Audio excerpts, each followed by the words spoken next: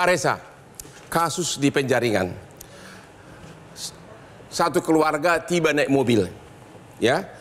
Kemudian si bapak mencium anak dan putrinya dan mengumpulkan handphone masing-masing dan kemudian naik ke atap ke atas apartemen lantai 22, kemudian naik tangga ke atap baru terjun rame-rame. Sesudah si bapak mengikat tangannya ke anaknya, si ibu mengikat tangannya putrinya. Fenomena apa ini? Ini peristiwa yang sangat menyedihkan sekaligus menakutkan. Ya. Tapi izinkan saya untuk berterus terang bahwa saya tidak nyaman dengan narasi satu keluarga bunuh diri bersama-sama. Kenapa? Kan kenyataannya satu keluarga. Betul satu keluarga. Tetapi kita baru bisa betul-betul mengatakan ini peristiwa bunuh diri kalau ada dua syarat. Ya. Pada masing-masing individu bisa kita yakinkan mereka memiliki keinginan sebagai manifestasi kapasitas mental mereka untuk melakukan tindakan tersebut.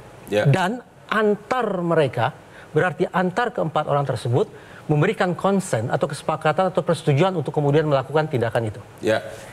Persoalannya, pada kasus di Jakarta Utara ini ternyata tidak hanya melibatkan orang dewasa, tapi ada dua orang anak-anak. Ya. Ketika kita sudah berbicara tentang dua orang anak-anak dalam situasi ekstrim semacam ini, maka serta-merta kapasitas mental dalam kurung keinginan dan kesepakatan atau konsen serta-merta gugur dengan sendirinya. Artinya si anak nggak mungkin. Tepat. Kita tidak bisa memandang dua anak itu apapun alasannya, terlepas apakah mereka mau atau tidak mau, sepakat atau tidak sepakat, tetap asumsi tunggal yang harus dibangun secara mutlak adalah kedua anak tersebut tidak menginginkan dan lebih-lebih lagi tidak mungkin memberikan kesepakatan untuk terjun bebas sedemikian rupa. Ya. Karena itu, menurut saya, dalam kasus di Jakarta Utara ini tidak bisa hanya disebut sebagai kasus bunuh diri semata.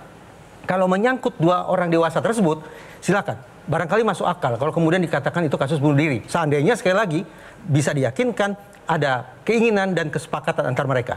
Tapi khusus terhadap anak-anak, alih-alih menyebut itu sebagai bunuh diri, saya justru menganggap itu Kasus sebagai peristiwa Jakarta pembunuhan. Utara, menurut analisa Bapak, apakah itu faktor ekonomi, faktor stres, faktor bullying atau apa? Saya terus terang tidak begitu tertarik dengan tinjauan klinis semacam itu, Bang Hotman. Bukan berarti saya tidak berempati, tetapi sebagai orang yang berada di ranah psikologi forensik, saya lebih hirau terhadap implikasi dan ramifikasi hukum dari persoalan ini. Dari perilaku mereka, dengan kata lain dari sorotan psikologis yang coba saya ketengahkan, adalah betul-betul tidak boleh terlepas sekali lagi dari implikasi dan ramifikasi hukumnya. Karena itu, alih-alih berbincang berkepanjangan tentang motif yang saya yakin lebih tepat disampaikan oleh kolega saya dari bidang klinis, psikologi forensik justru menurut saya lebih hirau untuk memastikan apakah ini bunuh diri ataukah selain bunuh diri. Saya menganggap ini bunuh diri dan pembunuhan terhadap anak.